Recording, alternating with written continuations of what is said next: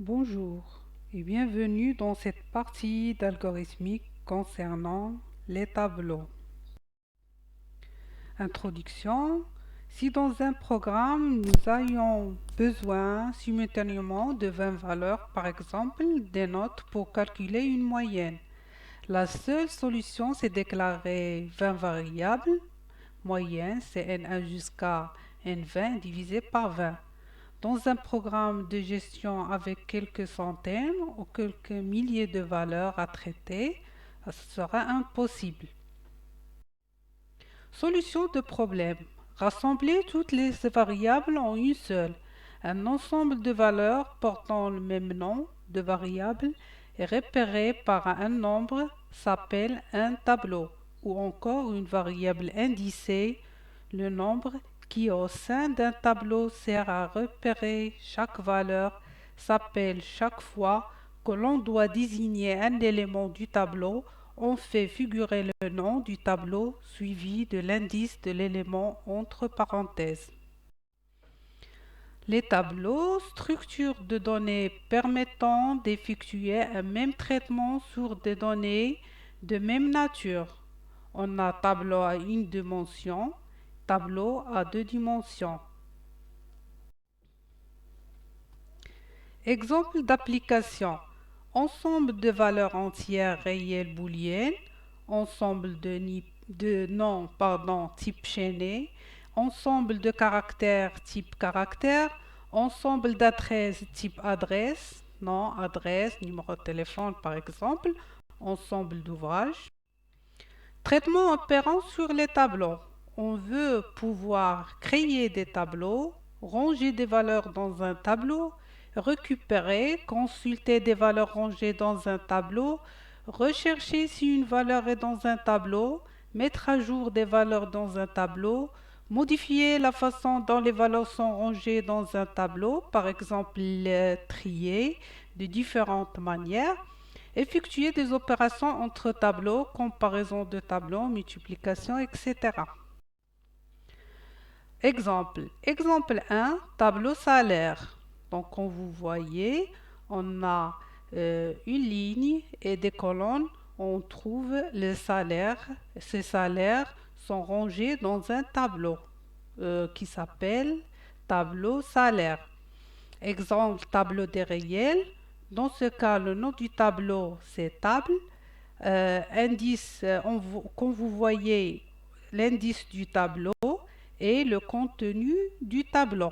Donc, il faut faire la différence entre contenu du tableau et indice du tableau.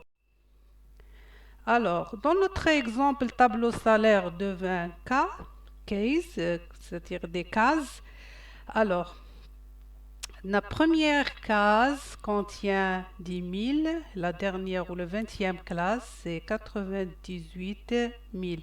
Un tableau possède un nom, ici salaire, et un nombre d'éléments de cases qui représentent sa taille, ici 20. Tous les éléments d'un tableau ont le même type. Pour désigner un élément, exemple salaire 3, représente le troisième élément du tableau salaire et vaut 125 000 comme indique la figure. Déclaration et manipulation des tableaux à une dimension. Pour déclarer un tableau, il faut déclarer le type ou le type commun aux éléments du tableau, le type de l'indice généralement un intervalle, exemple type tab égale tableau 1,20 de réel ou type salaire salle tableau 1,20 de réel, note tableau indice de réel, nom client tableau 1,30 de chaîne ou tableau note 1,8 en réel, tableau tab salaire 1,12 de réel. Alors, vous êtes libre de choisir un de cette façon de déclaration de votre tableau. Alors, tableau à deux dimensions. Si le tableau contient une seule série de données, on dira que sa dimension est égale à 1. Il s'agit d'un vecteur ou tableau colonne ou tableau ligne. Il contient deux séries, sa dimension est égale à 2. C'est une matrice, exemple soit le tableau, table chiffres, qui contient les nombres comme vous voyez, 01, 003, 05. Donc on a 3 lignes et 4 colonnes. Pour exploiter ce tableau, on aura besoin d'un premier indice I pour parcourir les lignes du tableau et d'un deuxième indice J pour les colonnes. Syntaxe var table chiffre égale tableau 1, 3, c'est-à-dire 3 lignes, 1, 6, 6 colonnes de réel. Lecture et écriture d'une matrice. Lecture d'une matrice. Var matrice tableau indice, indice des entiers, c'est-à-dire des lignes et des colonnes. IJ NK de type entier. Début, écrire, donner le nombre de lignes de la matrice, lire N. Écrire, donner le nombre de colonnes de la matrice, lire K. Pour I allant de 1 à N, faire. Écrire, donner les éléments de la énième ligne. Pour J allant de 1 à K, faire. Lire matrice IJ, fin pour J, fin pour I et fin de notre programme.